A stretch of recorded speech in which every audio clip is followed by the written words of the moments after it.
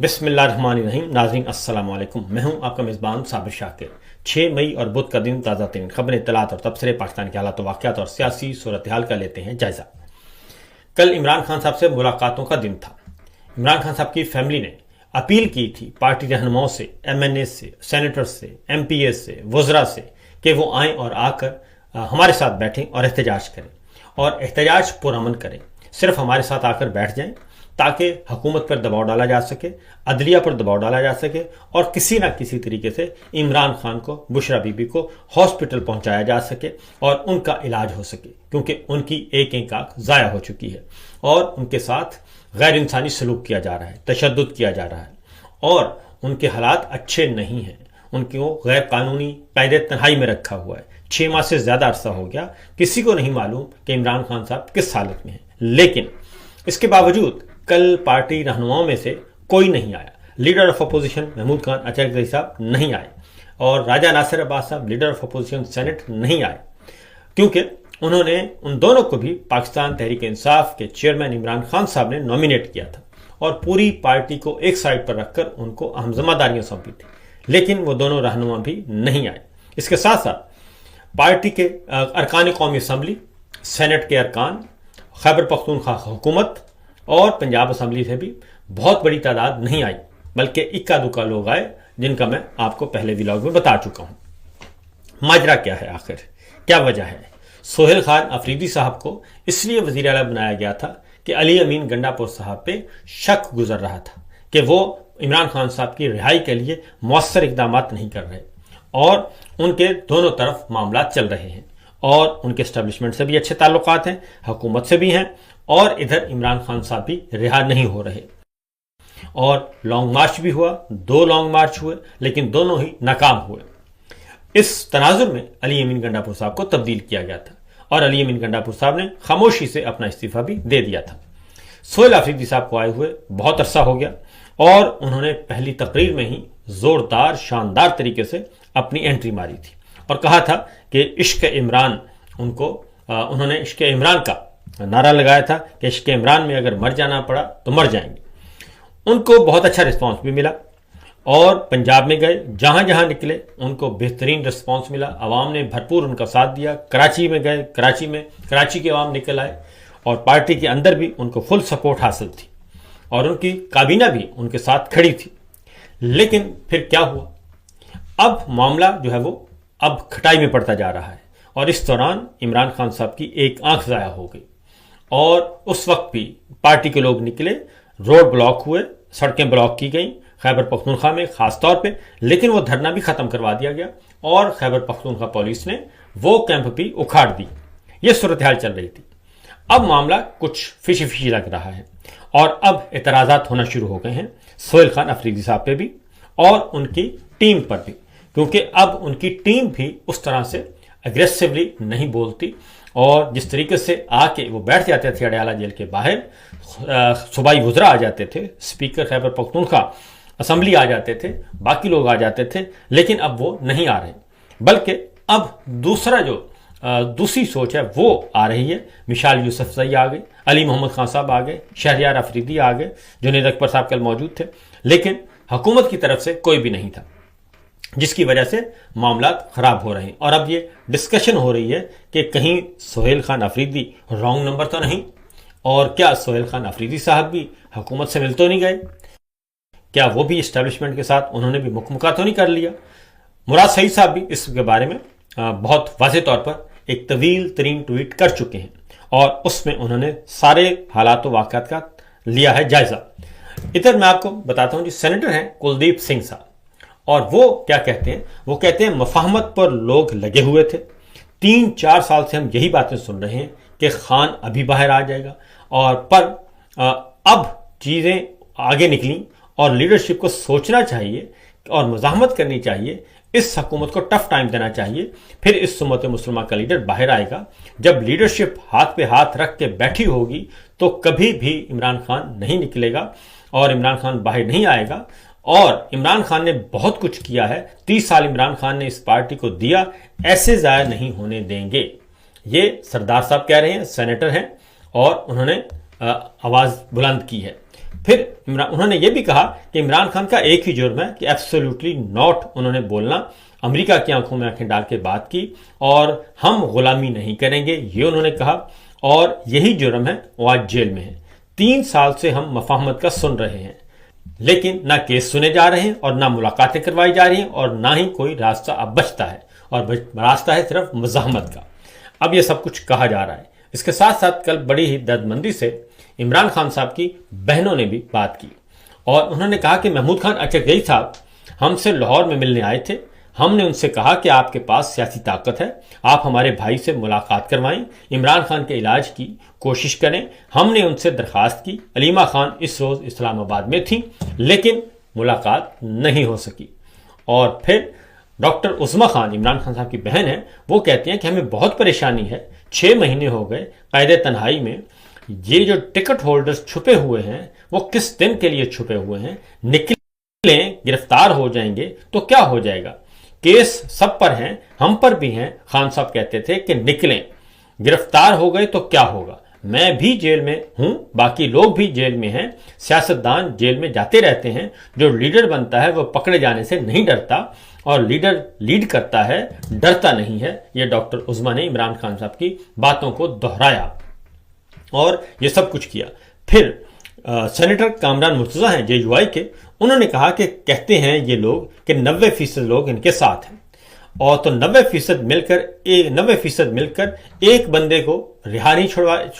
کروا سکتے، عمران خان کو چھڑوا نہیں سکتے۔ اس کا مطلب ہے کہ کہیں نہ کہیں کوئی نہ کوئی تو مسئلہ ضرور ہے،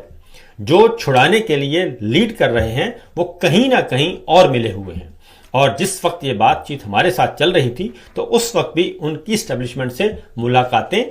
ہوئی تھیں۔ اب یہ معاملہ جو ہے آگے بڑھتا جا رہا ہے۔ سہیل خان افریدی صاحب جو ہیں، ان کے پاس ابھی تک انہوں نے اس بات کا جواب نہیں دیا، اور باقی انہوں نے اسٹریٹ موومنٹ بھی چلائی، سب کچھ کیا۔ اب ان پہ ہو رہی ہے تنقید، اور ایک اور بات پر بھی ان پہ تنقید شروع ہو چکی ہے، اور وہ یہ کہ آج انہوں نے قلم چھوڑ ہڑتال کا اعلان کیا ہوا ہے خیبر پختونخوا میں، کہ آج قلم چھوڑ ہڑتال ہوگی، اور خیبر پختونخوا حکومت کے جو ترقیاتی فنڈز اور جو بقایا جات ادا نہیں کیے جا رہے وفاقی حکومت کی طرف سے، وہ سارے کے سارے ریلیز کیے جائیں، اور اگر نہیں ریلیز کیے جائیں گے تو پھر ہم قلم چھوڑ ہڑتال کریں گے، اور ان کو NFC ایوارڈ میں سے بھی حصہ نہیں مل رہا۔ تو سوال یہ اٹھتا ہے کہ کیا وجہ ہے کہ سہیل خان افریدی صاحب ابھی تک کسی بھی قسم کا احتجاج کرنے، لانگ مارچ کال کرنے سے انکاری ہیں، یا مینیج نہیں ہو رہا، اور آپس میں ایک دوسرے سے کھیل رہے ہیں؟ تو یہ وجہ ہے کیونکہ اس وقت صورتحال یہ ہے گراؤنڈ پہ پاکستان جو حکومت ہے وہ بالکل سٹک ہوئی ہے، اور حکومت کے درمیان اور اسٹیبلشمنٹ کے درمیان، عالی شریف اور اسٹیبلشمنٹ ملٹری لیڈرشپ کے درمیان بھی دراڑیں نظر آ رہی ہیں، اور محسن نقوی صاحب اور ابصار عالم کی جو جنگ چڑھی وہ بالکل اسی طرح سے تھی۔ وہ حقیقتاً وہ یہ ہے کہ ان کے آپس میں دراڑیں موجود ہیں۔ مریم صاحبہ بھی میدان میں نکلی ہوئی ہیں، اور وہ بھی عوامی لیڈر بننے کی کوشش کر رہی ہیں کہ کسی نہ کسی طریقے سے ان کی بھی پریزنس ہو اور ان کی بھی قبولیت ہو۔ ان کی قبولیت جو ہے وہ 0 ہے، اور اس میں جتنے بھی سروے ہوئے عمران خان صاحب ٹاپ پہ ہیں، نمبر 1 پہ ہیں، 90% مقبولیت کے ساتھ، 93% مقبولیت کے ساتھ یہ سب کچھ ہو رہا ہے۔ لیکن اس کے باوجود جو ہے وہ معاملہ آگے نہیں بڑھ رہا۔ تو کیا سہیل افریدی صاحب رانگ نمبر ہیں؟ اب یہ بات ہے، تو اس کا جواب سہیل افریدی صاحب کو اب دینا پڑے گا، کیونکہ ان کے ساتھ جب وہ آئے تھے تو شفیع اللہ جان صاحب تھے، مینا خان افریدی تھے، اور متحرک ارکان تھے، وہ بہت بڑھ چڑھ کر آ رہے تھے، لیکن آج کل وہ سب کے سب اس طریقے سے نہیں آ رہے، اور ان کی باتوں سے ایسے لگ رہا ہے کہ کہیں نہ کہیں ان کی بات چیت چل رہی ہے، یا تو ان کو کوئی لالی پاپ دیا ہوا ہے، یا ان کو کسی ٹرک کی بتی کے پیچھے لگایا ہوا ہے، یا ان کے باقاعدہ طور پہ کوئی بات چیت چل رہی ہے اور وہ بات چیت کو چھپایا جا رہا ہے، اور چونکہ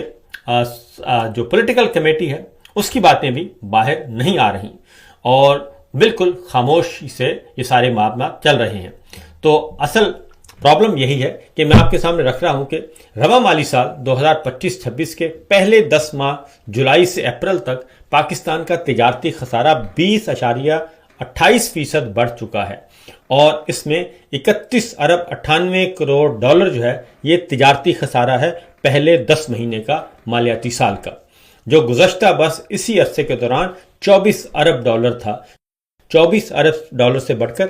32 ارب ڈالر تک وہ چلا گیا ہے، اور رواں برس پاکستان کی برآمدات میں 6.25% کمی آئی، یعنی ایکسپورٹ کم ہو رہی ہے اور امپورٹ جو ہے وہ بڑھ رہی ہے۔ دوسری خبر اسی نوعیت کی ایک اور ہے، وہ بھی آپ کے ساتھ گوش گزار کرتے ہیں، کیونکہ اس وقت حکومت کے پلے کچھ نہیں ہے جی، اور حکومت کو تھوڑا سا ایک جھٹکا چاہیے۔ عوام بھی حکومت سے تنگ آ چکے ہیں، اور ہر طرح کے، یہ نہیں صرف محدود لیول پہ، ہر طرح کے لیول پہ، ہر طرح کی سوسائٹی کے تمام سیگمنٹ جو ہیں وہ تنگ آ چکے ہیں اس حکومت سے۔ مہنگائی، غربت، بے روزگاری، کسان، تاجر، کاروباری، ریڑھی چلانے والے، بجلی مہنگی، گیس مہنگی، پٹرول مہنگا، ڈیزل مہنگا، سب کچھ مہنگا۔ اور دوسری طرف ایک اور خبر ہے، اور وہ ہے جناب کہ پاکستان کا تجارتی خسارہ اپریل 2026 میں 4 ارب ڈالر سے تجاوز کر گیا، یعنی کہ صرف ایک مہینے میں 4 ارب ڈالر جو ہے وہ تجارتی خسارہ بڑھ جاتا ہے پچھلے مہینے میں،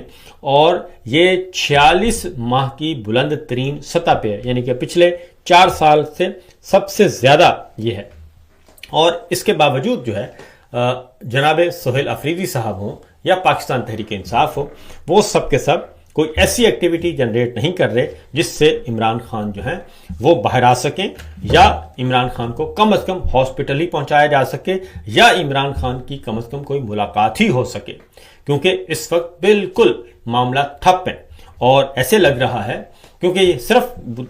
مورد الزام ٹھہرانا سہیل افریدی صاحب کو یہ بھی درست نہیں ہے، کیونکہ سہیل افریدی صاحب کو باہر آ کے بتانا چاہیے کہ ان کو کہاں سے سپورٹ نہیں مل رہی۔ کیا ان کو پارٹی سپورٹ نہیں کر رہی؟ کیا ان کے M P As, M N As, ticket holders یہ سپورٹ نہیں کر رہے؟ کیا سلمان اکرم راجہ صاحب ان کو سپورٹ نہیں کر رہے؟ کیا بیرسٹر گوہر صاحب ان کو سپورٹ نہیں کر رہے؟ کیا پولیٹیکل کمیٹی ان کو سپورٹ نہیں کر رہی؟ ورنہ یہ سارے کا سارا ملبہ جو ہے وہ الٹیمیٹلی سہیل خان افریدی صاحب پہ ہی گرے گا۔ اور اس سے پہلے کہ سہیل خان افریدی جو ہیں ان کو رانگ نمبر کہہ دیا جائے، اور پارٹی ان کو رانگ نمبر کہہ دے، اور عمران خان صاحب کی فیملی بھی جو ہے وہ بھی ان سے فیڈ اپ ہو جائے، تو اس سے پہلے یہ سب کچھ ہو جانا چاہیے، کیونکہ اب خبریں آ رہی ہیں۔ پہلے اس کی وجہ یہ ہے کہ سہیل خان افریدی صاحب جو ہیں وہ ان کی جو اڑان تھی بہت اونچی تھی، مقبول بھی تھے، اور نوجوان بھی ان کی طرف لپکے تھے، پی ٹی آئی کے ورکرز بھی لپکے تھے، بچے بوڑھے سب، خواتین و حضرات سب کے سب ان کی طرف لپکے تھے کہ یہ امید کی کرن ہے۔ اوورسیز پاکستانی جو ہیں وہاں پہ بھی ان کا بڑا توتی بولنا شروع ہو گیا تھا، لیکن اب یہ ہوا ہے کہ جیسے ہی ان کا جو ہے وہ سٹیمنا کہتے ہیں جواب دے گیا، یا ان کی مومنٹم جو ہے اس میں کمی آئی ہے، تو اس کا مطلب ہے کہ پہلے ان کو ڈسکریڈٹ کیا جائے گا، پہلے ان سے بددل کیا جائے گا پی ٹی آئی ورکرز کے ساتھ اور پارٹی کے اندر، اور جب وہ بددل ہو جائیں گے تو پھر ان کے خلاف ہوئے گا جی، ان پہ ہوگا حملہ، یعنی کہ ان کی وزارت اعلیٰ پہ حملہ ہوگا، ان کی لیڈرشپ پہ حملہ ہوگا، کیونکہ D G I S P R جو ہیں احمد شریف چودھری صاحب ان کے خلاف بھرپور طریقے سے اپنا اظہار خیال بھی کر چکے ہیں، اور پشاور میں بھی گئے تھے کہ ان کی یہ معاملات نہ ہو سکے۔ اب میرے پاس ایک اور خبر ہے، اس کی طرف بھی چلتے ہیں، کیونکہ مارکہ حق بنایا جا رہا ہے جی، اور اس کے لیے 10 مئی ہے، پاکستان اور بھارت کے درمیان جو لڑائی ہوئی تھی۔ فیاض راجہ صاحب ہیں ہمارے بہت اچھے دوست، انہوں نے ایک اہم ترین ڈاکومنٹ سامنے لے کے آئے ہیں 1972 کا، اور انہوں نے کہا ہے کہ یہ بنیان مرصوص جو ہے یہ سب سے پہلے جنرل یحییٰ خان نے استعمال کیا تھا، اور جنرل یحییٰ خان جب پاکستان 2 ٹکڑے ہو گیا، پاکستان 2 لخت ہو گیا، اور ہماری 90,000 فوج جو ہے وہ سرنڈر کر گئی تھی، اس وقت جو اشتہار چھپا تھا اردو ڈائجسٹ میں، وہ کہتے ہیں، اور انہوں نے اس اردو ڈائجسٹ کی کاپی بھی یہ چسپاں کی ہے، آج انہوں نے ٹویٹ بھی کیا ہے فیاض راجہ صاحب نے، اور وہ کہتے ہیں کہ اس اشتہار میں کیا لکھا تھا۔ پہلے تو وہ اشتہار میں، اور پہلے مجھے بھی ہوا کہ یہ بنیان مرصوص جو ہے یہ تو ابھی جنرل آصف منیر صاحب نے حال ہی میں اس کو انٹروڈیوس کروایا تھا، اور اس سے پہلے یہ لفظ نہیں سنا گیا تھا، کیونکہ یہ اسلامی اصطلاح ہے قرآن مجید کی۔ جب پاکستان 2 ٹکڑے ہو گیا تو اردو ڈائجسٹ میں یہ اشتہار چھپتا ہے جی فروری 1972 میں، اور وہ کہتے ہیں کہ ہم اس شکست کو قبول نہیں کرتے، یعنی کہ پاکستان 2 ٹکڑے ہو چکا اور پاکستان کی 90,000 فوج 2 لاکھ ہو چکا، 90,000 فوج سرنڈر کر چکی، تو اس پہ کہتے ہیں یہ مصنوعی شکست جو سازش سے ہم پر تھوپی گئی،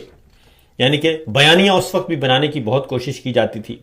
اور یہ کہ ہم اپنے ایمانوں اور دلوں کے محاذ ٹوٹنے نہیں دیں گے، یہ کہ اسلامی اخوت کی سچی سپرٹ کے ساتھ بنیان مرصوص جو ہے وہ بن کر رہیں گے، یہ اس وقت کا اشتہار ہے۔ اور پھر یہ کہ مشرقی پاکستان کا بچہ بچہ آزاد متحدہ پاکستان کی فضا میں سانس لے سکے، تو ہم یہ جد و جہد جاری